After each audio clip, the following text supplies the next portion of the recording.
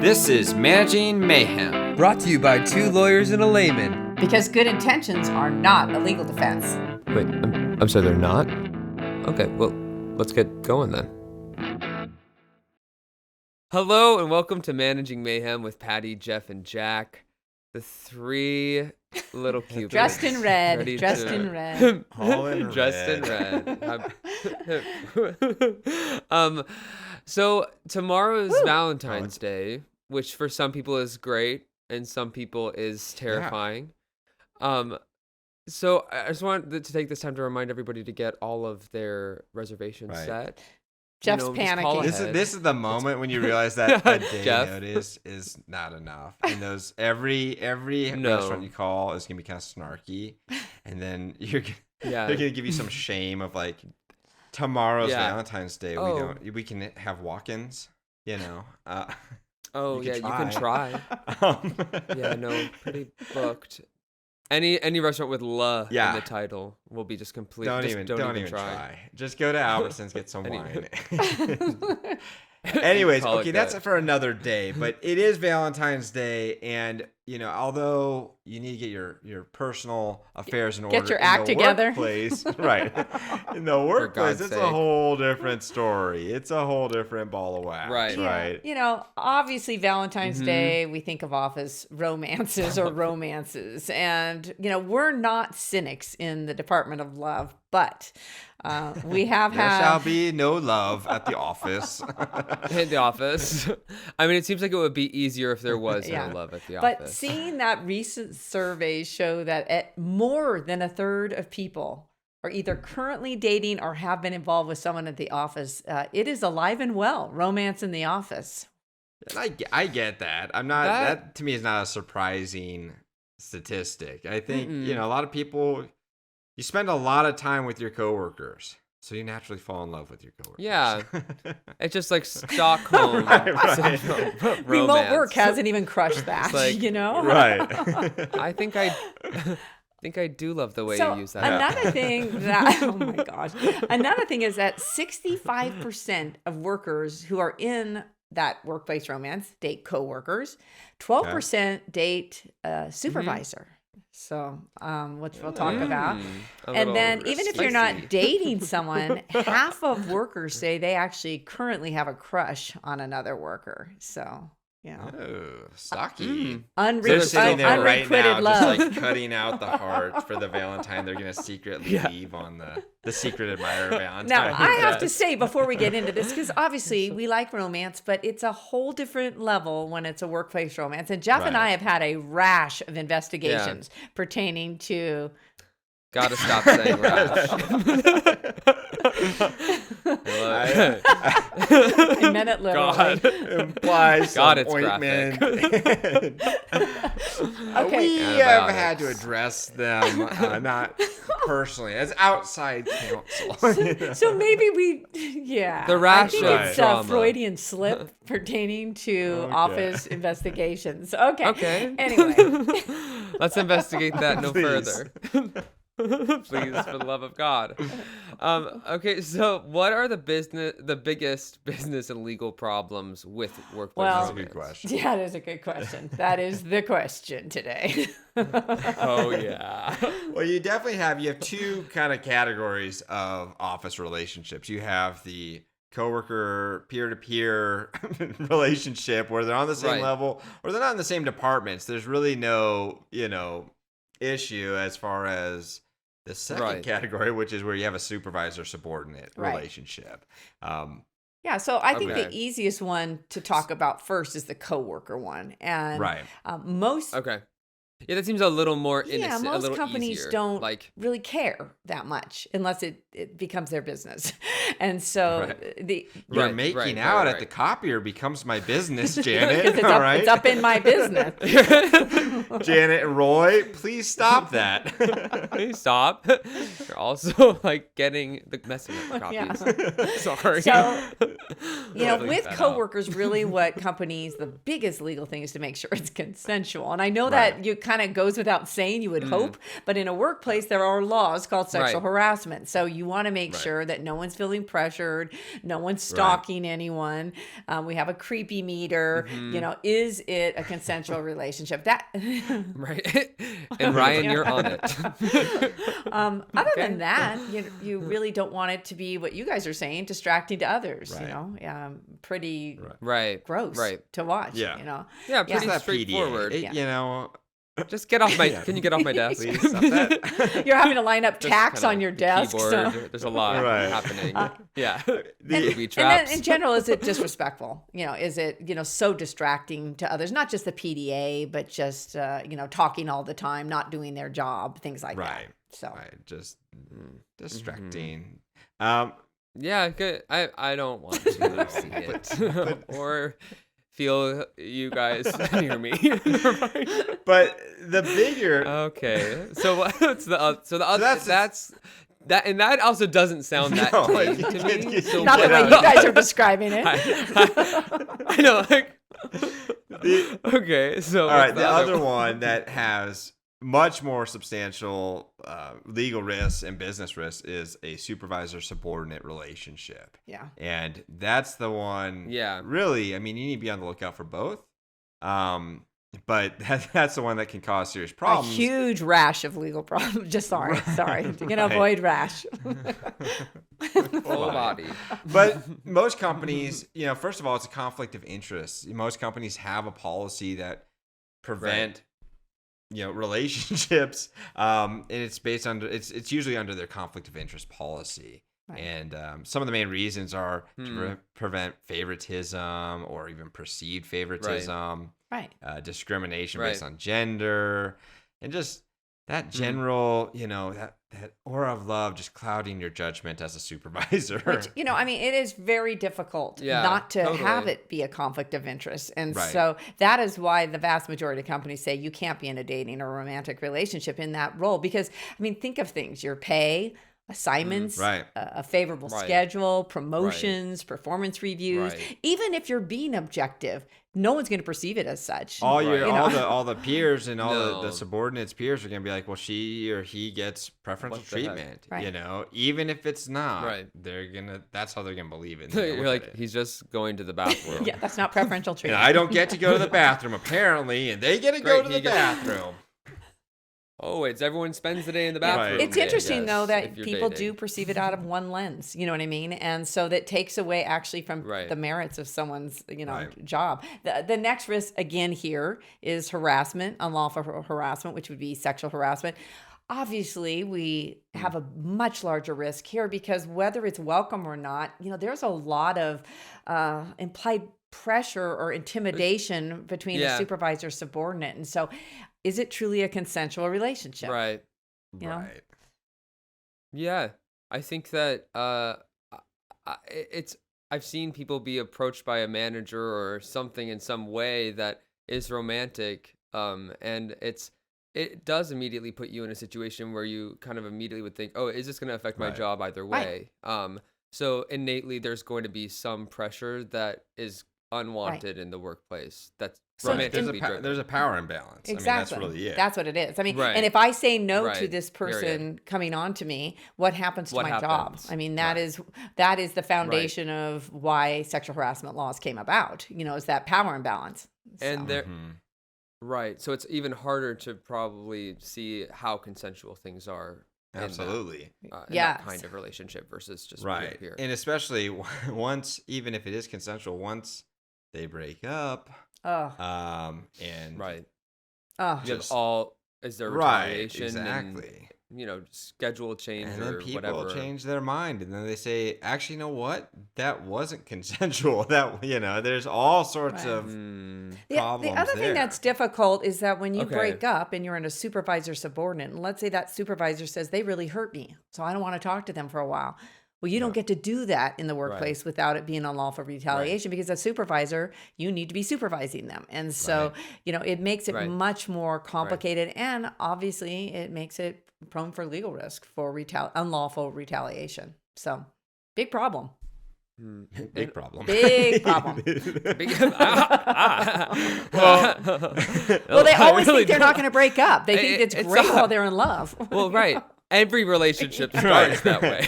Why start We it? are so. No one's going into this going, I think this could be a This is great gonna breakup. last forever. I just need to get divorced from my wife. It's gonna be great. All right. Yeah, exactly. Last. And it is, it can Yeah. be creepy and Yes. and pressured and Yeah. yeah. No, the supervisor sport. Tough. There's a power imbalance, so there's this implied. Is it really consensual? But the last one I do want to say, and this is going back similar to what we were talking about with the coworker relationships, is it in compliance with your respectful workplace policy? Mm-hmm. Is it PDA, distracting? Are they still Yes. making out on my desk? Right, I'm right. telling my boss. "Can Now you my move your manager. hand?" And it's even worse because now it's your boss doing it. Right. You know what I mean? Yeah, you're saying, oh, I actually just need to Yeah. get to my mouse. Just sitting on it. Excuse me, please. Yeah, exactly. So, I mean, either way, whether it's coworker or supervisor coworker, it has to follow Right. those Right. guidelines Right. as well. Right. If you even allow Yeah. super, do people even? Most allow don't. No. But not that people read their policies, but Okay. most don't. that? Okay. Yeah, I don't think we should read those. Those are not really necessary. There's a lot of Kind a words myth in even. there. I don't think that is for me. Is it one with like Doesn't relate to me. pictures or something that Comic like, book? or can you like act it out a little bit? I'm more of a visual learner, Yeah. so A visual learner, so Okay. God, and you have such good. Never mind. Okay, so how do managers handle it besides Well- putting on a puppet show? Short of doing a graphic comic book or a visual aid, you do Yeah, still want to exactly. have policies because if Right. you don't have a policy prohibiting subordinate relationship, then you can't enforce it. You know what I mean? Right. Other than under professionalism. So Right. you want to communicate those in your handbook. That's the first thing. Wouldn't you guys agree? I mean, obviously you want to do Yes. that. Even though apparently you guys have Yeah. never read your company handbooks, it sounds like. So No, I can't wait for the graphic Right. novel though. I love your artwork, Patty. Gorgeous sketches. that's gonna be our new So communicate Yes. the right, expectations. Communicate the expectations. The other one is when you get an actual concern from a coworker, they bring it to your attention that there might be a relationship going on. Take it seriously. Investigate and decide, is this, get the facts first of all and figure out what's going on. Right. But you do have to take it seriously and decide, okay, is this sexual harassment? Is it creating a hostile work environment or perceived favoritism, discrimination, or is it just distracting, which is still a problem, but it's not, to the same severity as yeah, Jeff, sexual is harassment. that through- no, Oh, go ahead. it's interesting. Some managers think like, "Ugh, not my problem. I'm going to ignore people. Other Right. people treat it like a federal Right. case, and they have exhibit A, B, C. I think they're somewhere in the middle. You're Yeah, you stalking are that actually the couple. stalker in this scenario. you are the stalker. I've had people. Those pictures in there. I had someone that had gross. 55 photos on their phone of different shots of these people saying goodbye to each other after work in the parking lot. And now I get, my God. yeah, like I'm like, but on They're the other in jail hand, now. if they're showing photos of PDA and people are saying it looks like they're getting preferential treatment Right. on their shifts, you've got to take it seriously. Like Jeff said, you've got to do a fact finding. Right. You've got to look into it and see if Okay. that is the case. So. Okay. So then once you figure that out, like or let's just say they're not in violation. Let's Okay. say they're actually fine. Do you just Yeah. let it go? And when we're that saying in a they're not in relationship, violation, or- I mean, a lot of times that's coworker. They're in a Yeah. relationship. You Right. don't care as a manager, but everyone's complaining about it. But you've not seen any PDA. You're not seeing Right, anything wrong. There's no drop in, Right. in productivity, anything Right. like that. I mean, they are there to Right. work, not just Except date. for the one coworker who's taking the pictures. Yeah. Their productivity has dropped Yeah, significantly. But like that person Right. is a Yeah. little What scary. what to I me. would do is communicate with the couple regarding expectations, regarding professionalism, and just say, hey, I don't see a problem now, but I want to make sure that we don't have one. I also would communicate with the person complaining if they've excessively been, monitoring them, saying, hey, we don't see any violations, but let's all be professional. But Yeah. everything okay with you? Are you or- lonely? No. But I do have a lot of companies ask me if there's something that they could have them agree to, that it's a consensual relationship. Because remember I talked about, that's our biggest concern, that we don't want them, that it's consensual. Consent. So we do have a couple consensual romantic relationships agreements or You consensual call them love contracts. love contracts, love boat. And they don't have a lot of legal effect, but what we're saying in there is that this is consensual. You agree to act professionally, and if it doesn't work out, you agree to act positively still in the workplace and professionally. Not go key his or her car on your lunch break. Essentially, it's a marriage Right. certificate. It'll be hung on your wall. Jeff, you got to tell Jack about the one you drafted recently, and then you were pump the brakes on it. Yeah, so I had one. A client needed one, and they're like, "Hey, we have 2 coworkers. Not a big deal. They're in a relationship. We just want them to sign the romance agreement. Right. They're married now. Yeah. But and so I was like, yeah, sure. So I drafted it, sent it to them. They sent it back, and they're like, great, yeah. They both signed. It's a consensual relationship, and no other problems. I said, okay. I said, just that, out of curiosity, how old are they? Yeah, she's 16 and he's 23. No. It's uh-oh. We got other problems. It's called a felony. No. We don't. There's Yeah. no, Oh my God. And a minor. workplace agreement. Now that's that gonna has to be protect your you from first- that. Yeah, and a minor can't even sign an agreement. So I mean, Right. Right. Yeah. Their parents signed it. so yeah, we got a Okay. problem. Another one that I had that just So that you should add age to the Exactly. top of it, just so you Just can make nip sure that you in know the their bud ages. before. So that's you why know we who to call it report. consenting adults. Another one I had Right. when we talk about. Jeez, that's Right. actually freaky. Yeah, That's it's actually a really there's scary some situation. concerns of judgment as I- well. On the other Yeah. side, I had one where they asked me, it was coworkers, they asked me to come investigate. And I said, well, do you mind? Are they doing anything at the workplace? No, nothing on site. But everyone's complaining because they are having sexual relations in their car in the parking lot at lunch, and everyone can see them out the window. And yeah, Oh my I don't God.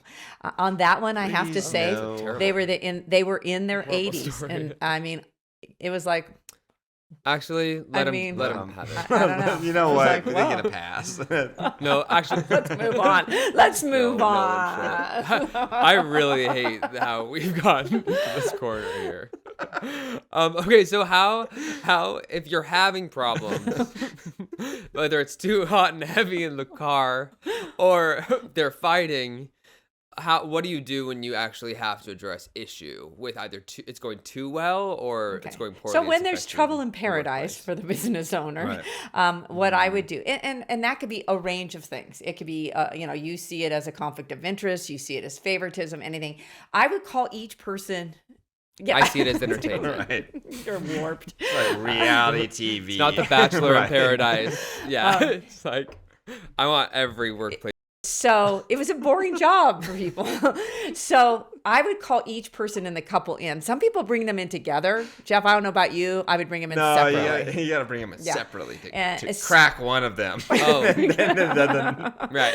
And basically, Janet's confessing in the other room. right, So exactly. we know.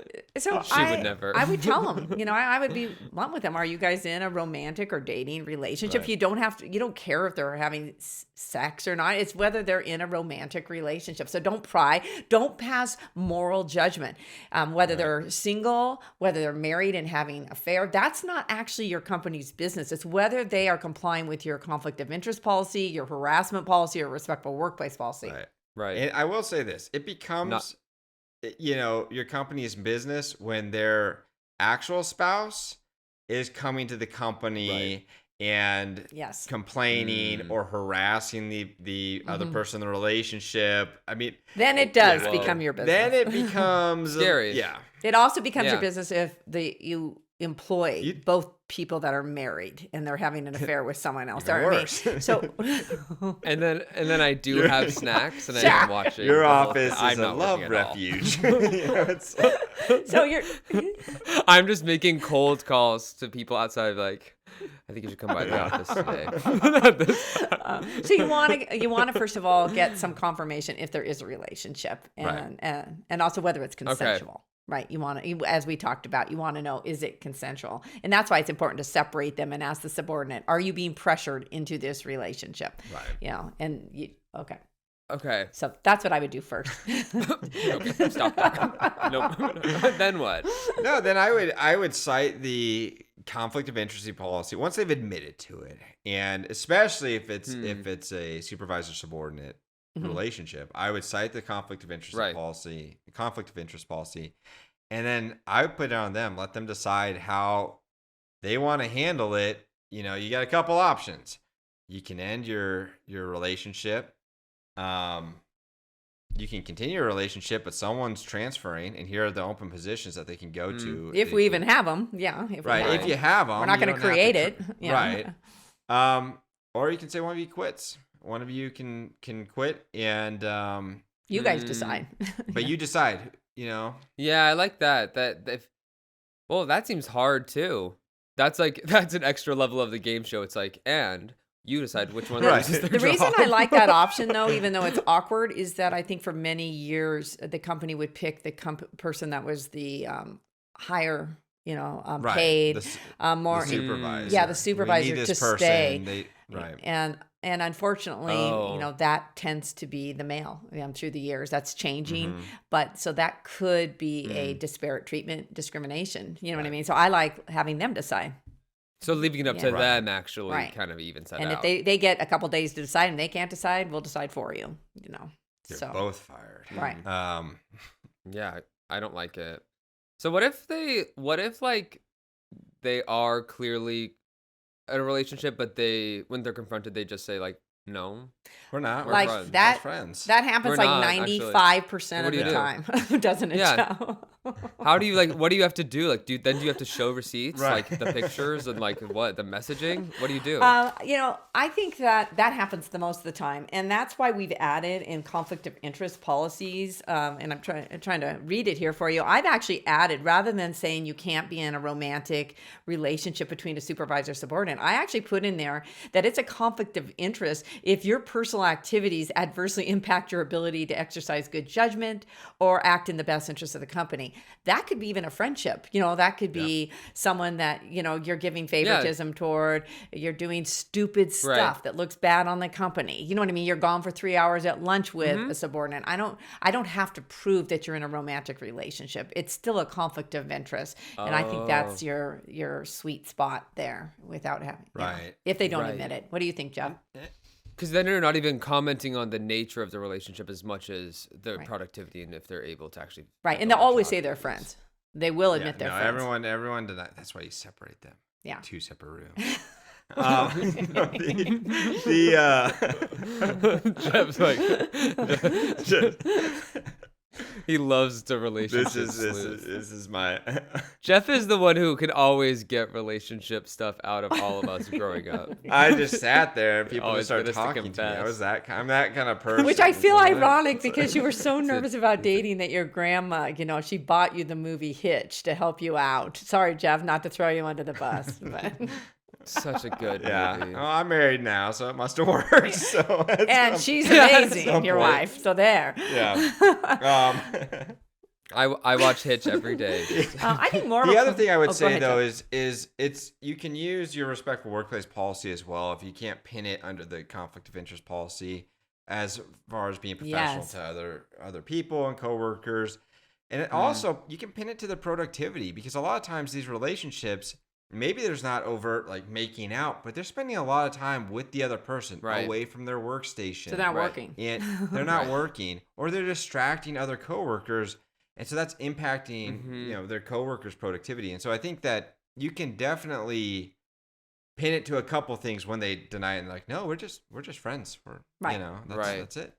And that subtle favoritism, like, I think while it has a positive effect on the person receiving it, it has a huge, This is obviously, great negative for me. effect on the... I'm loving this.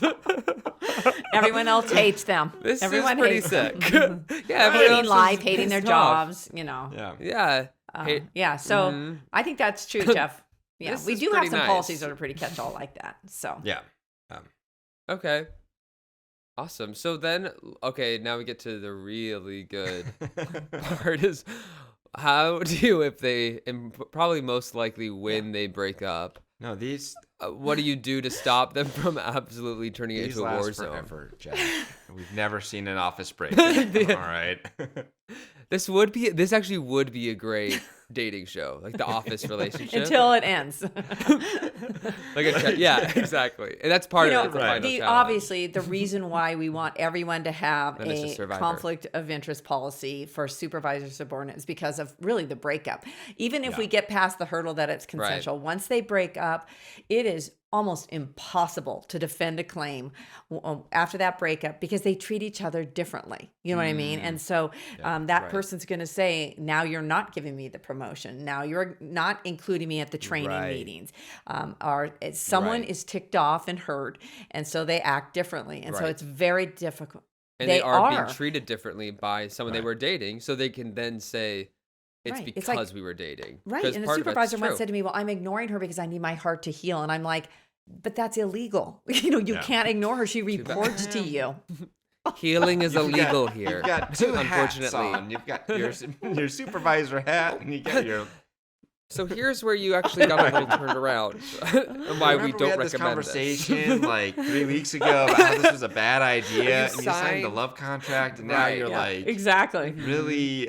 And with And now you're kind of citing what you feel as Right. evidence that you I were think with dating. coworkers, I see more of a problem of the person trying to get back together with them and almost, I don't want to say Take me stalking. back. Yeah. Begging. back. Take me back and really bothering need them one and more creating a chance. hostile work environment that way. So, for a manager, you really actually, if you're going to allow these office romances, you're going to have to monitor the workplace and take seriously any complaints about behaviors. And suddenly you're waiting in the post breakup.